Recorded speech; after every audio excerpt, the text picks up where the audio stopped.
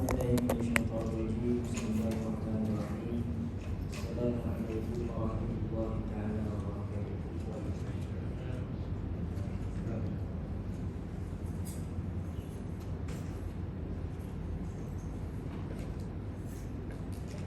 Alhamdulillah, salatu wassalamu ala Rasulillah wa ala alihi wa sahbihi wa man wala. Asyhadu an la ilaha illallah wa asyhadu anna Muhammadan abduhu wa rasuluh. Qala rabbi shrah li sadri wa yassir li amri wahlul 'uqdatam min lisani yafqahu qawli, amma ba'd. Yang berusaha mengurusi surau serta menghadiri jawatan kuasa Abdul Fadilah Al-Ghamubu dan Imam, pemimpin masyarakat, tuan-tuan haji, puan-puan muda, tuan-tuan hadirin yang dirahmati Allah Subhanahu wa taala sekalian. Seperti biasa, tuan-tuan dan puan-puan, syukur kepada Allah Subhanahu wa taala kita masih hidup sampai saat ini. Syukur juga kepada Allah Subhanahu wa taala rezeki pada kita masih lagi yang dikurniakan oleh Allah Subhanahu wa taala mencukupi, bahkan kadang-kadang terlebih pada kita semua. Syukur juga kepada Allah Subhanahu wa taala kerana masih lagi diberikan kesihatan, walaupun mungkin tahap kesihatan kita sekarang ini tak sama dengan 20 tahun yang lampau, tapi masih lagi sihat dan masih lagi boleh bergerak dengan baik. Mudah-mudahan semua itu tuntut mengingatkan kita kepada Allah Subhanahu wa taala. Tambahan pula dah semakin hampir itu kita menginjak masuk ke bulan Ramadan, maka perlibatkanlah usaha kita untuk menjadikan ibadah itu sebagai sesuatu yang kita selalu cari-cari dalam kehidupan kita. Mudah-mudahan kita sentiasa memperbaiki untuk membuliah kita kepada Allah Subhanahu wa taala. Mudah-mudahan Allahumma. Jadi malam ini juga kita sambung kembali tentang kisah Sayyidina Osman yang saya pernah ceritakan pada minggu lepas, dan kita janji minggu lepas itu kita cerita sedikit bagaimana sejarah kisah pemerintahan Sayyidina Osman yang akhirnya membawa kepada pembunuhannya, kan, sampai membawa kepada pembunuhannya. Dan kita dah bincang minggu lepas bahawa Sayyidina Osman ini salah seorang sahabat Nabi yang antara yang paling lembut menyantun orang ni, dan sesatunya sahabat Nabi, bahkan makhluk Tuhan yang berkahwin dengan 2 orang anak Nabi dalam kehidupan. Inilah Sayyidina Osman yang mendapat gelar Zulnurain. Dan kita tengok sedikit tuan-tuan malam ini tentang kisah pentadbiran Sayyidina Osman, di mana Sayyidina Osman ini dilantik menjadi khalifah 3 hari selepas dimakamkan Sayyidina Umar bin Khattab. Jadi dalam tempoh 3 hari itu, bila Sayyidina Umar dibunuh, meninggal dunia, wafat, dalam tempoh 3 hari itu orang sentiasa mendatangi para sahabat besar. Bila lagi veteran-veteran Badar seperti Abdurrahman bin Auf. Dalam riwayat menyatakan orang selalu datang di pos Abdurrahman bin Auf minta nasihat siapa layak untuk dilantik sebagai pemimpin. Dan Abdurrahman bin Auf dalam sirahnya dia tengok, dia buat kajian Madinah tu siapa yang ramai menyokong, siapa yang layak untuk jadi pemimpin. Dan ketika itu Sayyidina Abdurrahman bin Auf nampak orang lebih memihak kepada Sayyidina Osman. Orang lebih memihak kepada Sayyidina Osman, sehingga dalam satu riwayat oleh Ibnu Asakir dan Miswar Ibnu Makramah menyebutkan ketika Abdurrahman bin Auf dia membaiat kepada Sayyidina Osman, menyatakan persetujuan, menyatakan kesetiaan kepada Sayyidina Osman. Ketika dia duduk dengan Sayyidina Osman, Abdurrahman bin Auf dia mengucapkan puji dan syukur kepada Allah. Kata dia, sesungguhnya aku melihat orang-orang lain menolak, ada nama lain jadi pemimpin, orang tolak, kecuali kepada Osman. Mana ramai orang sokong Sayyidina Osman, ramai orang sokong Sayyidina Osman. Dan sampai satu ketika Abdurrahman bin Auf ni dia pernah berjumpa Sayyidina Ali karramallahu wajhah. Dia ditanya tentang Sayyidina Ali. Kalau kita tengok dalam sirah, Sayyidina Osman tunjuk Sayyidina Ali, Sayyidina Ali tunjuk Sayyidina Osman. Dan akhirnya Abdurrahman bin Auf Sayyidina Osman melafazkan taat setianya kepada Sayyidina Osman, masuk juga Sayyidina Ali, dan diikuti oleh para sahabat yang lain. Kan? Diikuti oleh para sahabat yang lain. Itu kisah bagaimana Sayyidina Osman ini dilantik menjadi khalifah selepas terbunuhnya Sayyidina Umar.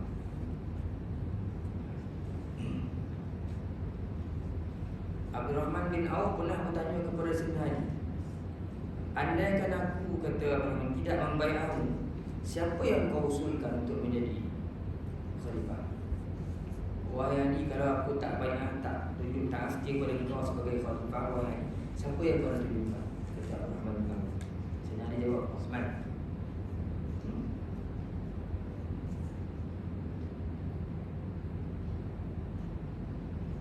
Kemudian Abdurrahman bin Auf dipukul dua orang sahabat besar, iaitu Zubair bin Awwam dan juga dia jemput Zubair bin Awwam. Kata Abdurrahman bin Auf, kalau aku tak baiat kamu, melafazkan tak setia kau sebagai ketua, siapa agaknya Zubair yang berasa layak untuk jadi ketua, jadi pemimpin? Kata Zubair bin Awwam, kurang Ali atau Osman. Kemudian dia jumpalah Sa'ad. Wahai Sa'ad, siapa yang kau usulkan sebagai khalifah? Kata Sa'ad, Osman bin Affan. Jadi ramai orang suka kepada Sayyidina Osman ni sebab sifat dia yang lemah lembut. Dan Rahman juga bermesyuarat dengan para pemimpin masyarakat. Ternyata kebanyakan orang, majoritinya menghendaki Sayyidina Osman sebagai khalifah. Akhirnya naiklah Sayyidina Osman sebagai khalifah. Tapi dalam 6 tahun pemerintahan Sayyidina Osman, okey lagi. Dilihat orang lebih suka Sayyidina Osman ni berbanding Sayyidina Abu Bakar, Sayyidina Umar. Sayyidina Umar ni kalau suka pun dia tegas. Sayyidina Umar, Osman ni pula dia lemah lembut. Dia lemah lembut. Dan zaman Sayyidina Osman banyak berlaku perubahan jajahan Islam tu makin, supaya Islam tu makin meluas dan kehidupan masyarakat makin tersebut makin mewah lah. Tapi Sayyidina Osman tak bagi, sehingga dalam buku sejarah ada menunjukkan kalau jamuan-jamuan zaman Sayyidina Osman ni tak sama jamuan zaman Sayyidina Umar, tak sama. Hebat memang Sayyidina Osman ni. Dan di zaman Sayyidina Osman ni lah quarter ride ditakluk. Zaman Sayyidina Osman. Dan pada tahun 25 Hijrah, Sayyidina Osman dia telah turunkan Sa'ad bin Abi Waqqas daripada gubernur. Sebelum tu Sa'ad bin Abi Waqqas ni gubernur. Jadi dia turun Sa'ad bin Abi Waqqas daripada jabatan gubernur ni, dia ganti dengan Walid bin Uqbah ibn Mu'awiyah. Sebagian kita masih baca, ramai ada akhirnya dalam lepas 6 tahun tak suka dengan pemerintahan Sayyidina Osman ni, sebab Sayyidina Osman ni akhirnya dia banyak tukar-tukar orang. Jadi orang-orang zaman Sayyidina Umar tu sebagainya dia turun, dipecat oleh Sayyidina Osman, dia lantik orang dalam pertalian. Itu akhirnya membawa kepada rasa tak puas hati di kalangan sahabat-sahabat. Sebab kebanyakan antara yang kena turun tu adalah sahabat-sahabat besar Nabi sallallahu alaihi wasallam. Umpamanya macam Sa'ad bin Waqqas jadi gubernur, diturunkan daripada gubernur, dilantik Walid bin Uqbah. Sedangkan Walid bin Uqbah bin Mu'awiyah ini adalah merupakan saudara sesusu Sayyidina Osman. Itu yang mula cerita tu. Jadi Sayyidina Osman ambil saudara sesusu. Orang ada pertalian dengan dia, jadi sahabat-sahabat dah meminta saudara. Bila Sayyidina Osman lantik Walid bin Uqbah bin Mu'awiyah, inilah yang akhirnya membawa mendatangkan bencana dalam pentadbiran Sayyidina Osman. Orang nampak masa tu Osman ni dia macam duluan saudara mara dia, tetapi Sayyidina Osman ni dia lantik, dia jaga juga. Diarahkan bertakwalah kamu kepada Allah, saudara-saudara ni. Mula-mula Walid bin Uqbah. Dan juga berlaku masalah di Madinah itu bila Sayyidina Osman benarkan pak saudara balik ke Madinah. zaman Nabi Al-Hakam, Pak Saudara Sayyidina Osman ni musuh Rasulullah. Dia memusuhi Nabi. Rasulullah pun musuhi dia keluar daripada Madinah. Dan Sayyidina Osman pernah pujuk Rasulullah SAW untuk benarkan Al-Hakam ni balik ke Madinah. Rasulullah tak benar. Wafat Rasulullah SAW, datang Sayyidina Abu Bakar sebagai khalifah. Pujuk Sayyidina Abu Bakar. Sayyidina Abu Bakar tak benar. Wafat Sayyidina Abu Bakar, naik Sayyidina Umar. Pujuk Sayyidina Umar. Sayyidina Umar tak benar dan Hakam lagi. Terbunuh Sayyidina Osman mengambil alih sebagai khalifah. Dan zaman itu dia benarkan Al-Hakam balik ke Madinah. Itu jadi kes besar. Sahabat-sahabat dulu tak puas. Rasulullah tak benarkan, Sayyidina Abu Bakar tak benarkan, Sayyidina Osman, Umar tak benarkan. Sampai dia jadi ketua, dia benarkan Pak Saudara dia balik. Yang itu yang mula jadi kes tu. Dan nanti dia sedara susu jadi khalifah, gantikan saat pula tu. Sahabat besar ni. Kemudian pula baru nak nampak saudara yang tak dibenarkan menjak kaki ke Madinah, dibenarkan balik. Kemudian anak pada pak saudara ni, bila Al-Hakam ni meninggal pula, ke bumi sebelah kubur di mati Al-Hakam ni, dinaikkan Al-Hanis, salah seorang anak kepada Al-Hakam ni, menjaga dewan-dewan penjagaan sekitar Madinah tu. Anak pada Hakam ni jaga. Jadi orang lagi jadi bunyi-bunyi ya. Saya jadi ibu bapa. Tugas-tugas utama tamu-tamu dekat rumah ni semua sebagai anak-anak saya. Anak saya, sepupu saya. Jadi saya ngelawak cerita yang berlaku pada saya semua. Kan? Kata ahli sejarah banyak mengatakan salah satu daripada yang terlihat di zaman Sayyidina Osman ni, dia bukan seorang lemah Sayyidina Osman ni. Orang suka hormat dia kerana kelembutan ni. Dan Nabi pun pernah bersabda, malaikat pun malu dengan Sayyidina Osman seperti kita bincangkan minggu lepas. Orang lain datang bertemu dengan Rasulullah boleh dengan pakaian baju biasa. Tapi bila Osman datang Sayyidina Rasulullah, dia perbaiki pakaian dia. Macam mana aku tak malu pula kepada orang yang malaikat pun malu. Maknanya dah ada kesukaan sendiri Sayyidina Osman. Tapi satulah, mungkin kelembutan dia akhirnya menjadi, dulu kekuatan akhirnya menjadi kelemahan. Pula bila orang-orang ambil kesempatan, saudara-saudara pula yang masuk campur dalam urusan pentadbiran. Termasuk di antaranya Marwan bin Al-Hakam yang dilantik menjadi salah seorang menteri. Jadi Marwan ni banyak, Marwan Al-Hakam dan anak saudara tadi banyak main peranan itulah yang akhirnya membawa kepada kematian Sayyidina Osman. Nanti kita tengok. Jadi tua ahli sejarah menyebutkan itu di antara kerana Sayyidina Osman dibenarkan puan-puan mencampuri urusan pentadbiran. Sebenarnya pada zaman Sayyidina Osman ni banyak kota-kota baru yang dibuka. Zaman Rasulullah sampai ke zaman Sayyidina Umar, tak benarkan sahabat-sahabat keluar ke jajahan-jajahan baru. Mana tanah-tanah baru yang telah Islam, zaman Sayyidina Umar tak benarkan sahabat-sahabat ni keluar pergi ke situ. Tapi zaman Sayyidina Osman, tegahan tu dibuka. Tak apa kalau sahabat nak pergi lah, mana nak pergi. Itu nampak dan ke situ ramai sahabat-sahabat yang pindah kan. Jadi dah tinggal berapa korek lah sahabat-sahabat ke situ di Madinah. Zaman Sayyidina Osman banyak berlaku perubahan-perubahan. Dan tanah Islam pun makin besar. Di zaman Sayyidina Osman, Sayyidina Abu Bakar ni dia cukup jago. Siapa wakil-wakil pemerintah dan gubernur-gubernur dilantik, Sayyidina Umar ni tak seorang. Kalau kita dah bincang dulu kan, kenderaan tak boleh pakai Mercedes, kuda tak boleh pakai, kena pakai Iman. Zaman Sayyidina Umar, baju dah pakai kain kasar, tak boleh pakai baju jenama-jenama Orlando ke kedai tak boleh pakai. Zaman Sayyidina Umar, kalau pakai kain kasar je. Makan tak boleh makan yang kualiti, jenama-jenama tak boleh. Makan dari rumah berbuang dia, anak dia sendiri pun tak boleh makan daging. Daging pun tak boleh makan anak dia, Sayyidina Umar. Dan dia tengok suruh-suruh. Tapi sampai zaman Sayyidina Osman, Sayyidina Osman ni fikir lain pula. Dia tak nak nanti mengganggu pentadbiran orang dilantik ni. Semua dia bernasihat daripada jauh, bertakwalah kamu kepada Allah. Dia jaga juga, tapi tak seperti Sayyidina Umar jaga. Sayyidina Umar jaga macam sebelah rumah katanya. Sayyidina Osman tu dia biarkan. Ditambah pula di zaman Sayyidina Osman, tanah Islam tu makin besar. Jadi situ ada kesukaran. Sayyidina Osman nak pantau semua. Sayyidina Umar tak. Itu yang akhirnya membawa kepada sedikit goyah zaman pemerintahan Sayyidina Osman.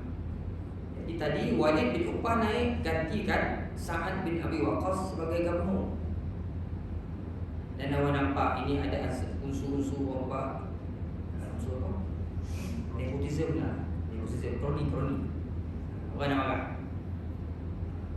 Orang pula tak suka Walid bin Uqbah ni dilantik sebagai khalifah, sebagai gubernur. Sebab apa? Dulu dalam satu riwayat pernah menyatakan Walid bin Uqbah ni pernah sembahyang subuh 4 rakaat. Walid bin Uqbah ni sembahyang subuh 4 rakaat. Orang tak suka lah. Bukan dia tak tahu sembahyang subuh tu 2 rakaat, tapi masa tu dia mabuk. Kerana mabuk, kata riwayat menyebutkan dia mabuk, dia sembahyang subuh 4 rakaat. Lepas dia balik ke makmum, dia kata rakaat aku kena tambah lagi, kata dia. Dia dah buat 4 ni, kena tambah 1 rakaat. Jadi orang tak suka kan? Pada tahun 26 Hijrah, zaman Sayyidina Osman ni, dia luas kali Masjid Haram. Dia beli tanah penduduk sekitar. Dia beli, dia besarkan lagi Masjid Haram. Kalau kita tengok foto kan Masjid Haram tak kaki ke apa, tapi zaman Sayyidina Osman dia besarkan Masjid Haram. Dengan tanah-tanah sekeliling tu dia beli, dia besar-besarkan. Kemudian tahun 27 Hijrah, pentadbiran dia Muawiyah ketika itu menyerang Cyprus. Pertama kali naik kapal pergi menyerang Cyprus di sana. Termasuk juga Ubadah bin Samit yang bawa isterinya, disebutkan dalam riwayat ini. Dan isteri Ubadah bin Samit yang bernama Ummu Haram akhirnya meninggal dunia. Meninggal dunia, jatuh syahid. Dan dia dikhabarkan dikebumikan di Cyprus. Ini siapa? Ummu Haram, isteri kepada Ubadah bin Samit. Dan banyak lagi lah tahun-tahun berikutnya tu, kota Arjun, Darbijan, macam-macam nama kota sini saya tak tahu di mana kota ni zaman Sayyidina Osman tu. Sikit telah diislamkan, ditakluk oleh kerajaan Islam pada ketika itu. Termasuklah Mesir. Dan akhirnya Sayyidina Osman untuk Mesir ni, Sayyidina Osman dia pecat pula Amr bin Al-As. Yang itu kita ni tadi dah pecat Sa'ad bin Abi Waqqas, pecat pula di Mesir Amr bin Al-As. Sebab usaha ni, kita kalau pergi Mesir ada masjid Amr bin Al-As kan, usaha masjid. Dipecat Amr bin Al-As ketika itu jadi gubernur Mesir, digantikan dengan Abdullah bin Sa'ad bin Abi Sarh. Di mana orang Mesir tak suka Abdullah bin Sa'ad bin Abi Sarh ni. Sayyidina Osman lantik pula. Dan gubernur baru ni Abdullah bin Sa'ad bin Abi Sarh ni, dia pula bersama pasukan dia berhasil menakluk wilayah, sebahagian wilayah Afrika. Buat tentera Islam masa tu zaman Sayyidina Osman ni sampai wilayah Afrika, sampai ke pegunungan Afrika ditakluk. Dan dikhabarkan zaman Abdullah bin Sa'ad bin Abi Sarh ni, harta rampasan perang tu, anggota pasukan tu boleh dapat seorang sampai sekitar 1,000 dinar. Dinar ni 1,000 dinar seorang dapat. Ada yang sampai 3,000 dinar dapat. Banyak harta rampasan dapat. Tapi zaman ni pun menyebabkan orang marah. Sebabnya Sayyidina Osman melantik hadis saudara pegang 1/5 daripada wilayah Afrika. Marah orang lagi. Orang tak bunyi lagi kan? Orang impan. Jadi perkembangan itu dilihat dari salah seorang Yahudi namanya Abdullah bin Sabah. Abdullah bin Sabah ni dia guru lagu-lagu orang Sabah ni kan? Dia lagu-lagu akhirnya dia dalam sirah sebutkan ada seorang sahabat nama Abu Zar al-Ghifari, sahabat besar, akhirnya termakan sikit dengan kata-kata Abdullah bin Sabah, sampai berlaku sedikit perselisihan faham di antara Muawiyah dengan Abu Zar di Syam, di Syria, sampai akhirnya membawa kepada pengusiran. Abu Zar ni dipindahkan tanah elak bergaduh ke satu tempat nama dia Raudhah oleh Sayyidina Osman. Dia sahabat tak ada sebab khalifah arahkan dia. Jadi Abu Zar ni dah ada masalah sikit dengan Sayyidina Osman. Sahabat yang Waqqas tak kena pecat kan? Memang rasa cukup kena pecat, tak ada sebab-sebab, tak ada buat kesalahan, kena pecat. Sahabat yang Waqqas sebenarnya sebelum tadi. Lepas tu pula Abu Dhar tak ada masalah, kan? Amr al-As orang lagi. Jadi itu semua akhir membawa nampak di sana sahabat-sahabat besar Nabi dah mula dah sewa memandang ke Sayyidina Osman pada ketika itu. Jadi bila begitu keadaannya, Abdullah bin Sabah ni dia mulalah masuk jarum cari sahabat-sahabat, dia timbulkan sikap penentangan Muslim di Kufah sampai membenci kepada Sayyidina Osman Al-Affan. Jadi 12 tahun Sayyidina Osman perintah, tapi 6 tahun pemerintahan tak ada masalah. Tak ada yang menyatakan kebencian, semua support pada Sayyidina Osman. Tapi lebih 6 tahun itu mula masalah. 6 tahun yang berikutnya ada banyak masalah-masalah yang Sayyidina Osman lambat sikit untuk selesaikan. Kemudian pula orang melihat 6 tahun kebelakangan lepas itu banyak kalangan kerabat-kerabat Zawi Qurbah lah yang ada kaitan pertalian dengan Sayyidina Osman menduduki berbagai kursi tempat dalam pentadbiran Sayyidina Osman. Ini menyebabkan orang makin tak bersyukur dengan Sayyidina Osman. Bahkan ketika itulah Marwan bin Al-Hakam tadi yang tak dibenarkan balik Madinah ni diberi pula kuasa memerintah 1/5 wilayah Afrika, Marwan ni. Dan juga disebutkan di sini bahawa Sayyidina Osman ni dia ada memberikan harta daripada Baitul Mal kepada kerabat-kerabat. Dia harta dia punya hak dia lah. Yang dulunya mungkin khalifah lain tak buat. Sayyidina Osman tak ambil hak orang lain, hak dia. Yang hak dia bagi dekat saudara-saudara. Sebab Sayyidina Osman ni orang kaya. Dia yang telaga rumah dudukan dia yang beli, diinfakkan, bebas kata lagu itu free untuk penduduk Madinah. Jadi orang kaya Sayyidina Osman ni.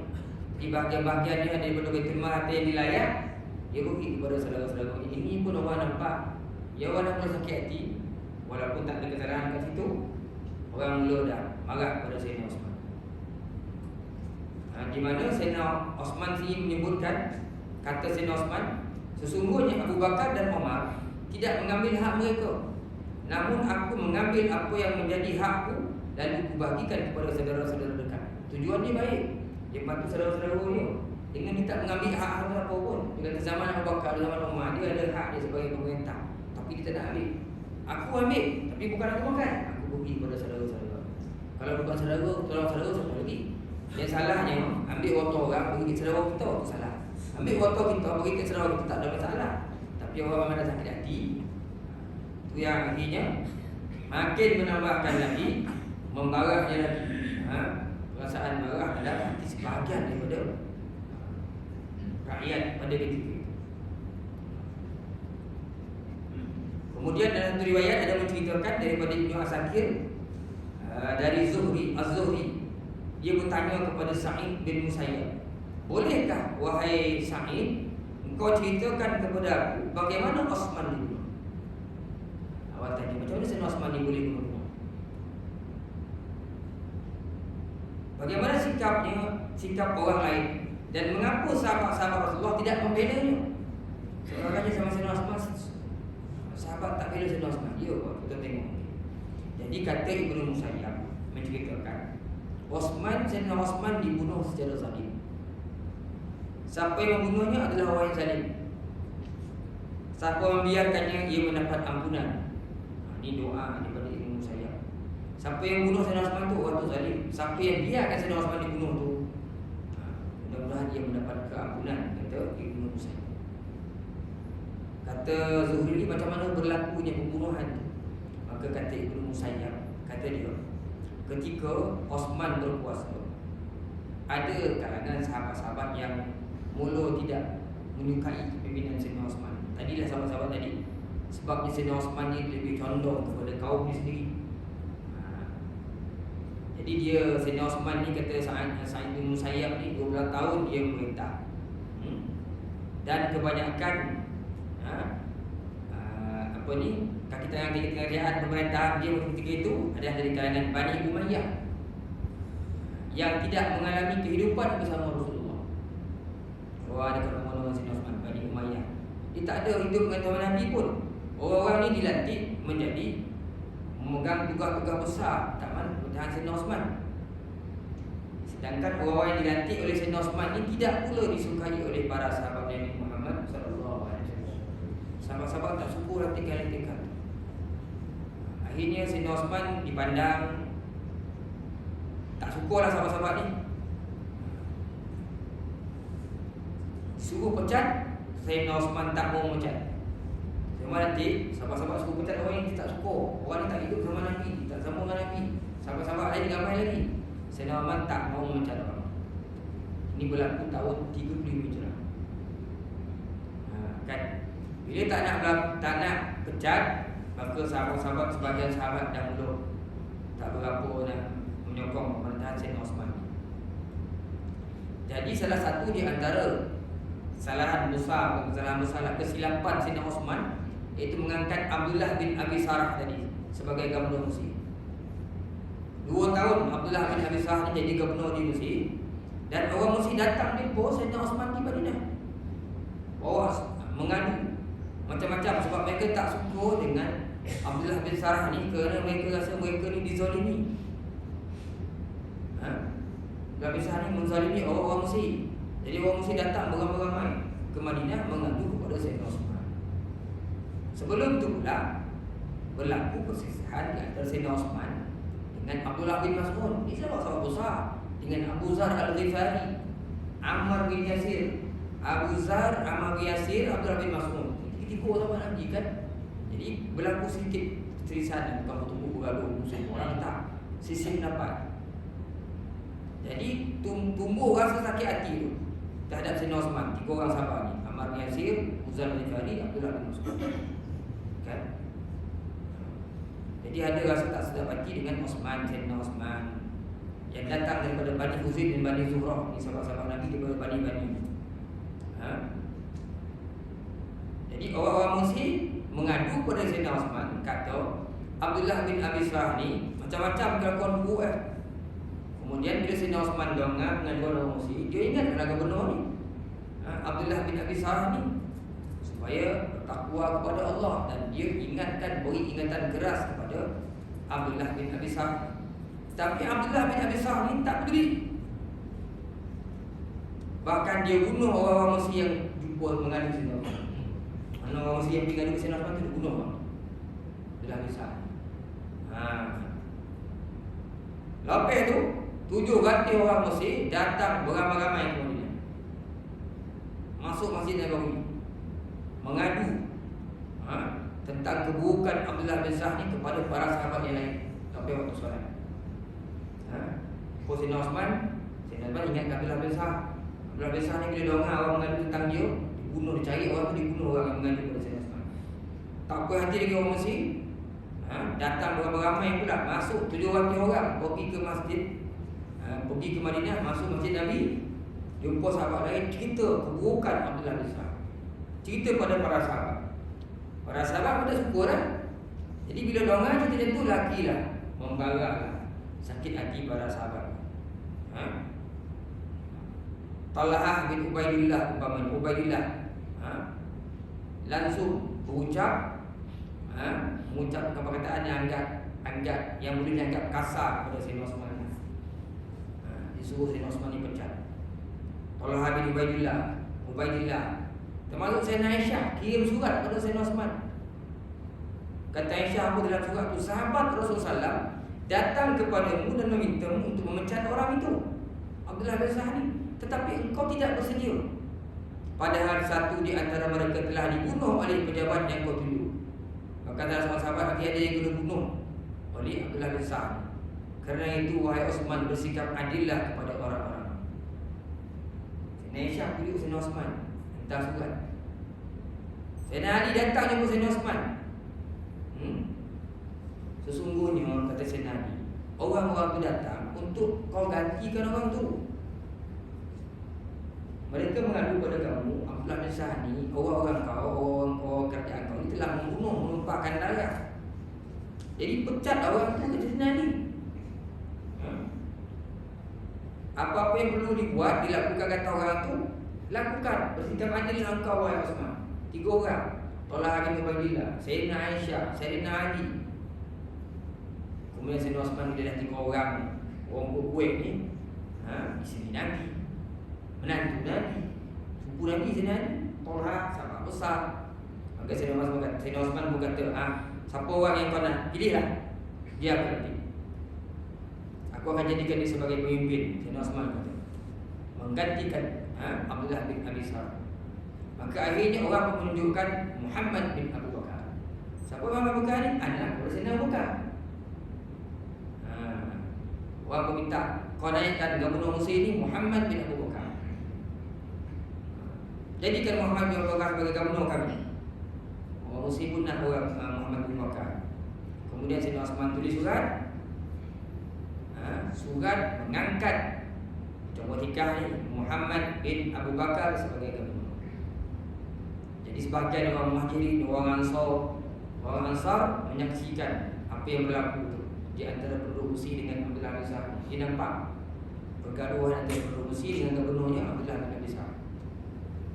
Jadi Muhammad bin Abu Bakar ni bila dapat surat ketika pelantikan jadi gubernur, pergilah dia dengan orang-orang yang mengikut ke Mesir. Sebab dia jadi gubernur. 3 hari perjalanan dari Madinah ke Mesir.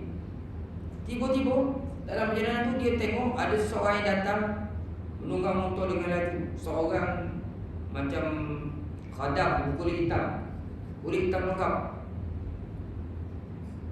tunggang motor laju. Maka akhirnya dia datang dalam keadaan termengang-mengang, macam dikejar ataupun dia mengejar sesuatu. Maka sahabat-sahabat Muhammad bin Bakar ni tahan, tanya apa yang jadi ni. Kata dia, saya adalah pesuruh Amir Mukminin. Dia mengaku saya ni khadam kepada Sayyidina Osman. Diperintahkan untuk menemui gubernur Mesir. Dia kata, saya ni khadam kepada Sayyidina Osman, kerja dengan Sayyidina Osman. Sekarang aku diperintahkan oleh Osman Khalifah untuk bertemu dengan gubernur Mesir di Mesir. Padahal sebelum Sayyidina Osman dah buat surat pelantikan siapa? Muhammad bin Abu Bakar. Muhammad bin Abu Bakar sedang dalam jalan ni, yang menahan tu orang Muhammad bin Abu Bakar tu. Aku nak jumpa gubernur Mesir.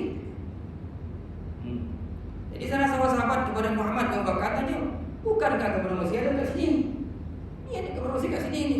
Pelantik. Khadam kita gede. Bukan dia. Dah Muhammad bin Abu Bakar, siapalah gubernur Mesir dulu buat. Dia dilantik menjadi gubernur, diarah ke Mesir. Tengah-tengah jalan jumpa orang mengaku sebagai khadam bekerja dengan Sayyidina Osman. Kata Sayyidina Osman suruh jumpa gubernur Mesir.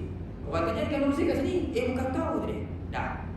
Macam mana kalau tuan? Kalau kita lah datang naik pejabat jadi pengurus, tak ada pengurus dalam pejabat tu. Siapa pengurus ni? Macam itulah keadaan. Masuk waktu Isyak pergi kawasan rumah. Jadi macam sikit gitu kan ya. Kita tengok sampai macam mana pengumuman. Jadi bila itu keadaannya, orang-orang pun mengeleng kepala, siapa pula gubernur ni? Kan? Jadi Muhammad bin Abu Bakar ni panggil orang, dibawa ke depan Muhammad bin Abu Bakar. Bila sahabat-sahabat ni kita tengok ada orang lain, kebawa orang yang berhitam ni jumpa Muhammad bin Abu Bakar. Ditanya oleh Muhammad bin Abu Bakar betul-betul, siapa kau sebenarnya? Kata dia, Muhammad bin Abu Bakar pandang mata orang, tengok betul-betul kan. Dia kata, saya ni pesuruh Amirul Mukminin. Maksudnya Sayyidina Osman lah. Tapi dia juga berkata, saya adalah pelayan bagi Marwan bin Hakam. Saya juga kerja dengan Marwan bin Hakam. Bila orang dengan Marwan bin Hakam lagi orang bunyi. Marwan bin Hakam ni kan dua ayah tak dikenal masa Madinah. Ini yang dilantik oleh Sayyidina Osman jadi menteri. Kan macam suku dia lah ni Marwan ni. Maka dia mengaku, saya pun bekerja untuk Marwan bin Hakam. Orang-orang di situ pun tengok, ni nak lain macam ni. Tengok apa yang dia buat. Akhirnya diperiksa orang ni. Tanya lagi sekali oleh Muhammad bin Abu Bakar, sebenarnya cakap betul-betul kau ni diutus untuk siapa? Pada siapa kau diutus ni? Jawab dia, saya diutus untuk menemui gubernur Mesir. Kata dia lagi, untuk apa kau diutus? Sebab apa kau diutus oleh Khalifah, untuk apa? Bila Muhammad bin Abu Bakar tanya dia tu, kata dia jawab, saya bawa surat. kata bawa surat. Ditanya yang Umar Bakar, ada bawa surat? Kata dia, tak ada sekarang ni, surat tak ada kat aku. Tadi kata bawa surat. Tanya orang ni, tak ada bawa surat. Jadi sahabat-sahabat Abu Bakar ni, Muhammad Abu Bakar dia cek kitab dia bawa apa? Tak ada apa-apa, cuma di badannya ada satu kantung daripada kulit, dalam tu macam kosong. Sahabat bila baca-baca tak ada benda. Tapi akhirnya bila sahabat baca-baca pun, ya itulah punya ada surat. Akhirnya surat tu pun dibuka oleh sahabat-sahabat Muhammad bin Abu Bakar. Bila dibuka, dalam ditulis dari Osman bin Affan untuk Ibnu Abi Sarh. Ni mula fitnah ni. Jadi Sayyidina Osman ni jadi mangsa. Kan Sayyidina Osman ni bagi ni sahabat-sahabat penyakit. Tapi orang hitam tadi bawa surat seolah-olah macam satu orang disuruh tengah tangkap. Surat tu tulis dari Osman bin Affan untuk Ibnu Abi Sarh. Jadi bila Muhammad Abu Bakar kata, oh Sayyidina Osman macam lagi mengakui Ibnu Abi Sarh ni gubernur. Padahal dia bukan bagi watikah kat aku jadi gubernur Mesir. Dia hantar surat dia kepada Ibnu Sarh, tak hantar kat aku pula. Jadi Muhammad bin Abu Bakar ni kemudian dikumpulkan orang Ansar yang ada sama dia, orang Muhajirin dan beberapa orang lain sebagai saksi, tengok apa isi surat. Maka dia buka beramai-ramai. Apa isi surat tu?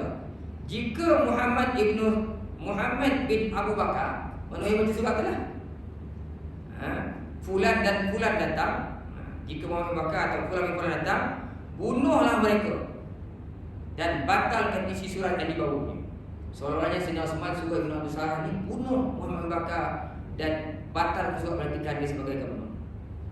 Tetaplah engkau pada jabatanmu saat itu, tetaplah engkau pada tugasmu, pada jabatanmu hingga datang perintah daripada aku.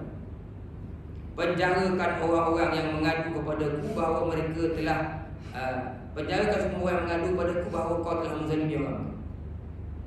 Sampailah perintah sampai, insya-Allah, kata Sayyidina Osman. Jadi macam Sayyidina Osman suruh mana-mana orang mengadu tentang kejahatan kau, penjara kau sampai aku beri perintah. Jadi bila Muhammad bin Abu Bakar baca surat tu, memang sakit jiwa lah, dia suruh bunuh dia. Semua terperanjat. Jadi bingung, betul kau khalifah arah surat. Akhirnya semua tak jadi ke Mesir. Muhammad bin Abu Bakar dengan sahabat-sahabat ramai, sebahagian Ansar dan Muhajirin kembali ke Madinah. Sebelum tu mereka tanda tangan dekat surat yang Sayyidina Osman bawa. Dan akhirnya mereka ambil surat tu, suruh salah seorang sahabat mereka simpan surat tu, kembali ke Madinah. Sampai di Madinah, Muhammad bin Abu Bakar kumpulkan Talha yang ada kes dengan ni, Zubair, Sayyidina Ali, Sa'ad. Ini semua orang-orang yang dah kena Talha dah nasihatkan dia, Sa'ad orang yang kena pecat, Sayyidina Ali yang menasihatkan, Zubair bin Awwam dan beberapa sahabat-sahabat besar lagi yang lainnya. Maka Muhammad bin Abu Bakar serahkan surat. Akhirnya surat itu pun dibacakan di seluruh hadirin. Sahabat-sahabat besar lagi baca surat, tengok. Akhirnya menambahkan lagi kebencian sahabat dan orang Madinah kepada Sayyidina Osman. Dan jadi sahabat dah jadi bingung, takkan Sayyidina Osman buat macam ni, kan? Menambah lagi membesar kemarahan para pendukung Abdullah bin Mas'ud yang ada kes, Abu Zal Al-Ghifari, Ammar bin Yasir, Sa'ad bin Abi Waqqas, ketika itu orang-orang yang sebelah sahabat-sahabat ni mungkin jadi marah. Jadi sahabat-sahabat Nabi bila dah baca surat tu semua balik rumah, bingung. Ya, Osman buat ni, Sayyidina Osman takkan buat macam ni. Saya tak percaya. Pada tahun 35 Hijrah tu juga lah, akhirnya bila dah membusung kemarahan tu, Muhammad Abu Bakar dah marah pada Sayyidina Osman tak buat apa tindakan. Akhirnya sebahagian sejumlah orang mengepung rumah Sayyidina Osman. Ramai mengepung rumah Sayyidina Osman, termasuklah Muhammad bin Abu Bakar, yang berhasil menarik sokongan daripada Bani Taib. Ramai lagi kepung rumah Sayyidina Osman. Sahabat-sahabat besar jadi bingung, minta Sayyidina Osman buat pembaharuan, kan? Tak ada nak bunuh dia dah. Jadi bila genting, sangat genting itu, Sayyidina Ali pun hantar orang jumpa Talha, jumpa Sayyidina Zubair, jumpa Sa'ad, jumpa Ammar dan sahabat-sahabat lain lagi, minta dengan veteran-veteran Badar. Sayyidina Ali jumpa veteran-veteran Badar, Talha, Zubair, Sa'ad, Abu Waqqas, Ammar bin Yasir, Ammar bin bin Yasir, dan sahabat lagi lah di kalangan veteran perang Badar ni. Kemudian Sayyidina Ali jumpa Sayyidina Osman, bawa surat daripada orang hitam tadi. Ditanya Sayyidina Osman, adakah engkau yang tulis ni wahai Osman? Dan adakah orang hitam ni adalah pelayan khadam kamu? Sayyidina Osman kata, ya, ini pelayan ni khadam aku, pekerja aku, kata dia. Adakah orang kulit hitam ni pekerja kau? Ya, pekerja aku, Sayyidina Osman. Sayyidina Ali tanya lagi, adakah unta yang dia naik tu unta kau? Ya, unta aku, kata Sayyidina Osman. Dah, Sayyidina Ali ke telefon ni air. Sayyidina Ali tanya lagi, apakah kau yang tulis surat ni? Sayyidina Ali kata, ini bukan aku tulis. Unta tu orang ni bekerjakan aku hitam, tapi tulisan bukan tulisan aku tak tulis. Dan Sayyidina Osman bersumpah dengan nama Allah, dia tidak menulis surat itu. Mana ada orang dalam tu ni, orang yang membuku Sayyidina Osman, orang yang membuka presiden pada saat itu. Macam bunyi itu kan, ada orang membuka presiden pada saat itu kan. Sayyidina Osman kena buku kan. Kata Sayyidina Osman, aku tak pernah suruh siapa pun tulis surat ni. Bahkan aku tak tahu pun soal surat ni, isi apa pun tak tahu, kata Sayyidina Osman. Sayyidina Ali tanya lagi, ni cop orang ni, cop kau apa? Saya kata, ya, cop aku. Sayyidina Ali kita macam mana pula? Cop kau, untuk kau, pekerja kau, tapi aku tak tahu semua ni berlaku, kata Sayyidina Ali. Macam mana pekerja kau, pelayan kau boleh tunggang untuk kau begitu jauh, kemudian boleh bawa surat kata daripada kau, cop pun cop kau. Sayyidina Ali tanya. Sayyidina Osman jadi bingung. Dia kata, bukan aku yang tulis ni, kata dia. Lepas tu kata Sayyidina Ali, sekarang ni orang marah dan orang tengok, orang benar. Tulisan ni memang sahabat-sahabat besar yakin ni bukan tulisan engkau Osman, tapi orang tahu tulisan ni orang kenal ini adalah tulisan Marwan bin Hakam, sepupu Sayyidina Osman yang ketika tu dalam rumah. Jadi Sayyidina Ali kata, orang marah, orang tak tahu ini Marwan bin Kojo ni, Marwan bin Hakam bin Kojo ni. Orang kenal tulisan ni, dan mereka tak yakin Sayyidina Osman yang tulis. Takkan Sayyidina Osman suruh sahabat suruh bunuh orang, suruh bunuh pula Sayyidina Bakar yang nak tu. Jadi Sayyidina Ali kata, orang ni marah pada Marwan, kau serahkan Marwan kepada orang untuk diadili. Sayyidina Osman tak nak bagi Marwan, jaga rumah. Sebab Sayyidina Osman bukan apa, takut nanti Marwan ni dibunuh oleh sahabat-sahabat, oleh orang ramai yang marah-marah tu. Bukan sahabat dia keluar tu, orang lain pun ramai, takut nanti orang ni akan membunuh Marwan. Jadi Marwan tu ada dalam rumah pada ketika itu. Sayyidina Osman tak serahkan, nanti takut dibunuh. Jadi sahabat-sahabat Muhammad bin Abu Bakar makin lama makin marah keluar, sahabat-sahabat kepada Muhammad bin Abu Bakar. Dan mereka pun tak yakin sebenarnya ini bukan Sayyidina Osman tu, ini Marwan ni. Dan mereka yakin Sayyidina Osman takkan bersumpah dengan nama Allah dengan sumpah yang palsu, sebab mereka kenal Sayyidina Osman kan. Mereka hanya nak serahkan Marwan untuk diminta keterangan, untuk diadili kepada sahabat, kepada kata sahabat kepada Muhammad bin Abu Bakar kan. Tapi Sayyidina Osman tak bagi. Sehingga ada yang menyebutkan di sini dalam riwayat ini, andaikan yang menulis surat itu benar-benar Osman, kami akan menurunkannya daripada jawatan khalifah. Tapi jika yang menulis itu adalah Marwan atas perintah Osman, kata sahabat, kami akan pertimbangkan bagaimana nasib Marwan kan. Jadi di kopong Sayyidina Osman tak diberi air. Orang hari tak diberi air, tak pergi minum, tak pergi keluar, ramai yang kopong Osman. Sahabat-sahabat Nabi semua dulu ke rumah di Bani. Macam mana cerita orang settle masalah Sayyidina Osman kan. Sahabat-sahabat besar dulu ke rumah, tak banyak ke rumah, masing-masing duduk fikir. Dan Sayyidina Osman tetap berkeras, tak mau menyerahkan Marwan untuk diperiksa kerana takut akan dibunuh oleh orang. Jadi mengikut Muhammad bin Abu Bakar ni kopong, tak bagi air minum. Sayyidina Osman tanya orang yang mengumpul rumah, adakah Ali bin Abi Thalib di kalangan kamu sama mengumpul rumah aku ni? Kata Sayyidina Osman. Yang lain berkata, Ali tak terlibat dalam pembunuhan. Sahabat-sahabat besar tak terlibat seorang pun terlibat. Sahabat besar tak terlibat seorang. Orang tanya, Ali pun semua kau mengumpul rumah aku ni, kata Sayyidina Osman. Orang yang mengumpul jawab, Ali tak terlibat dalam pembunuhan. Kemudian Sayyidina Osman tanya, Sa'ad pun sama kamu kok kan, Sa'ad terpecat. Sa'ad bin Abi Waqqas, dia kata Sa'ad bin Abi Waqqas tak terlibat. Walaupun sahabat-sahabat Nabi walaupun dia tak waktu sujud di permintaan Sayyidina Osman, mereka tak sampai nak menzalimi Sayyidina Osman, nak hukum rumah tak jauh. Dia kata tak, Sa'ad pun tak terlibat. Sayyidina Osman kata, kau sampai tak pesanku kepada Sayyidina Ali supaya Ali bagi aku air. Orang hukum Sayyidina Osman tak boleh keluar, tak dibenarkan keluar dari rumah tu kalau tak menyerahkan Marwan bin Al-Hakam. Tak diberi minum, kehausan, kehabisan air. Akhirnya orang kata sampai, aku sampaikan pesan kau Khalifah kepada Sayyidina Ali. Akhirnya Sayyidina Ali kirim 3 tong air. Kirim air. Berapa orang budak daripada Bani Hashim dengan Bani Umayyah bawa 3 tong air tu sampai luka-luka tangan, bawa angkut air emas Sayyidina Osman. Sehinggalah dikepuk tak tahu hari, berlama-lama tu sampai ke telinga Sayyidina Ali, orang nak bunuh Sayyidina Osman, kena dah marah orang.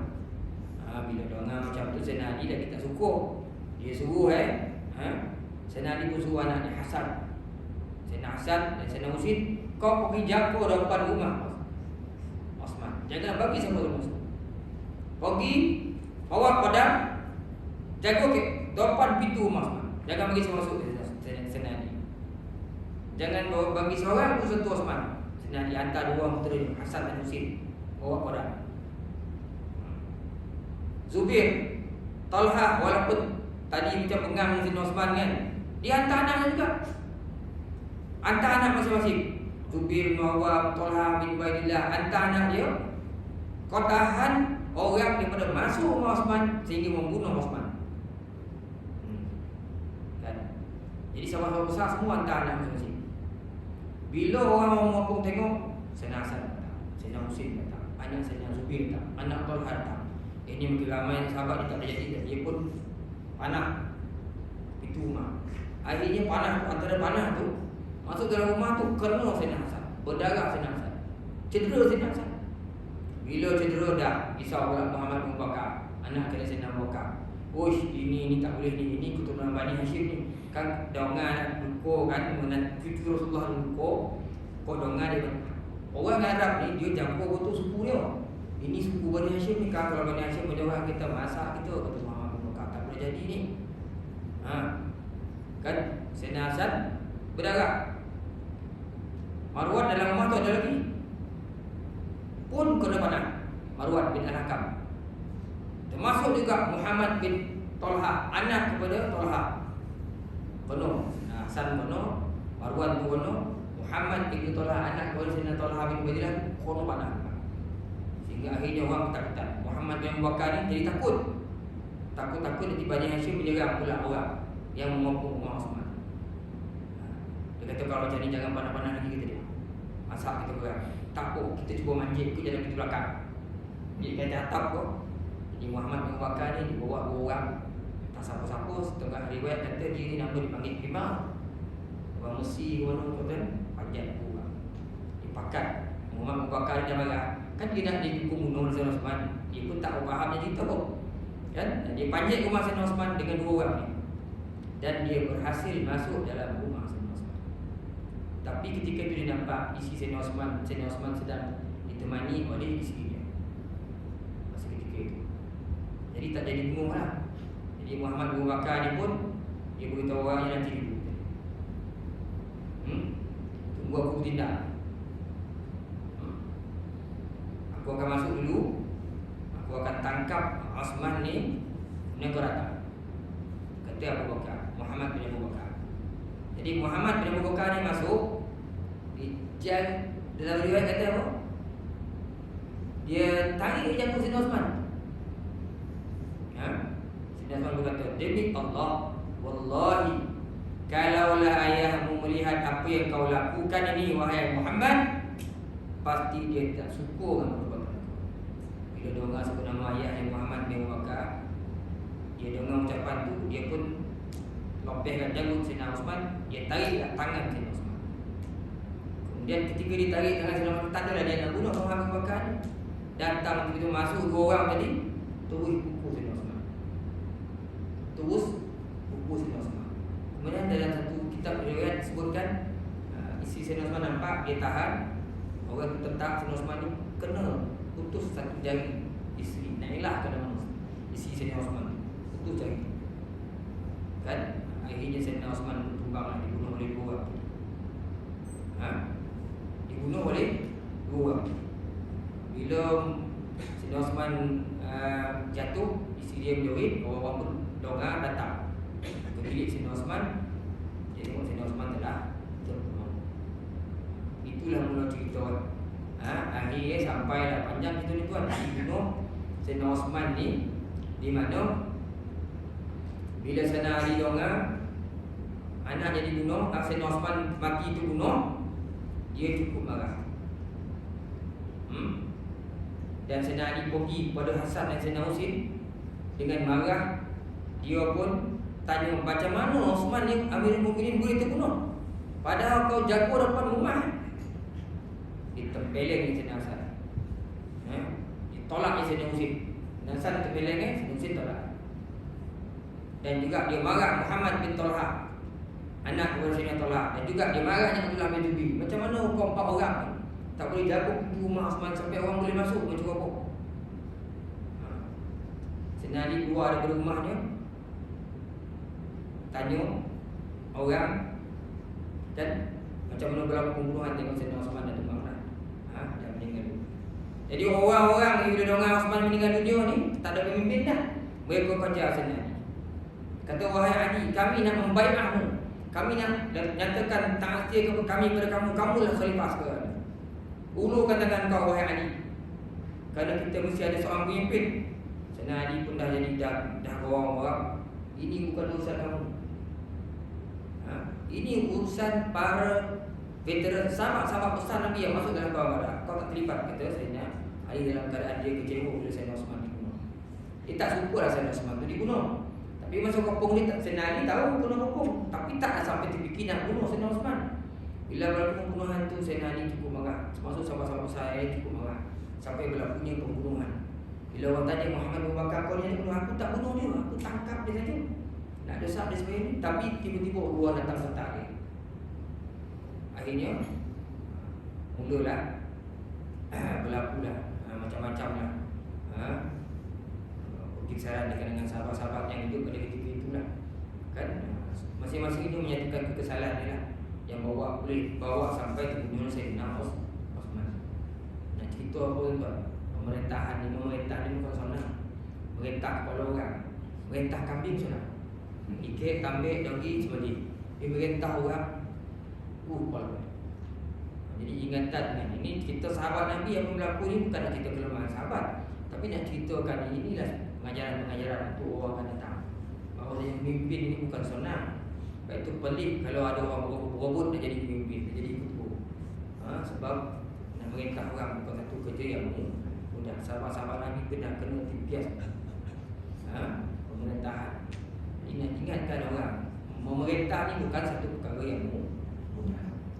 Tapi gelaran mudah. Tapi merintah orang yang begitu ramai perlukan kepada kemahiran, ilmu dan sebagainya. Akhirnya dalam kes ini bila ditanya kepada Muhammad bin Bakar, kau yang bunuh dia?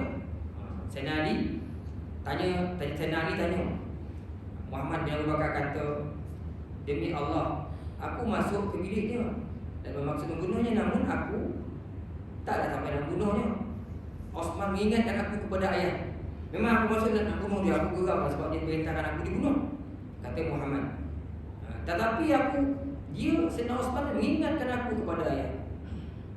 Kerana itu aku berdiri dan bertaubat kepada Allah, kata Muhammad. Tak jadi dibunuh. Bila Sayyidina Osman ingatkan aku kepada ayahku, sahabat dia, akhirnya aku pun bertaubat kepada Allah. Demi Allah, aku tidak membunuh Osman, bahkan tidak menyentuhnya selepas itu. Sayyidina Osman menyisi kata, ya benar, betul Muhammad bin Abu Bakar dah lepas. Tapi selepas itu masuk dua orang penjahat tadi yang ikut tadi masuk, dialah yang bunuh Sayyidina Osman. Dialah yang bunuh Sayyidina Osman. Ibnu Asakir meriwayatkan, yang bunuh tu kata dia seorang penduduk besi dengan berkulit berwarna sawo matang. Kita sawo matang, kulit cucuk kulit bukan Seorang mantap. Kita jangan coklat-coklat sikit lah. Coklat-coklat hitam sikit. Dan dipanggil dengan nama Himar. Himar ni kedai. Dia lah yang telah membunuh Sayyidina Osman. Bukannya Muhammad bin Abu Bakar, anak kepada Sayyidina Abu Bakar. Wallahu a'lam bishawab. Dan 9 kita berhenti dekat sini sedikit. Itulah kisah dia. Walaupun kisah ni panjang sebenarnya kan, tapi cukuplah saya ringkaskan. Kita nak faham macam mana. Yang ini kita ambil pengajaran di sini tuan. Bila kita ada tanggungjawab sebenarnya tak perlu waktu besar. Nak lagi memimpin pemerintah, kan? Laksanakanlah dengan baik. Elakkanlah walaupun sekecil-kecil fitnah, kan, untuk menjadi untuk tahan jadi dia rosak. Tapi dah ni kalau banyak dalam fitnah, ini dia akan menyebabkan lagu yang macam-macam. Wallahu a'lam. Wassalamualaikum warahmatullahi wabarakatuh. Bismillahirrahmanirrahim. Alhamdulillahirabbil alamin. Salatu wassalamu ala asyrafil anbiya'i wal mursalin wa ala alihi wa sahbihi ajma'in. Allahumma zidna ilman nafi'a warzuqna fahma. Allahumma rzuqna fahma nabiyyin wa hifdhal mursalin bi rahmatika ya arhamar rahimin. Allahumma rzuq auladana bin najah fi kulli imtihanin bi rahmatika ya arhamar rahimin. Allahumma zallil lahum su'ubata amrihim wa sahhil 'alaihim mashaqqata dirasatihim.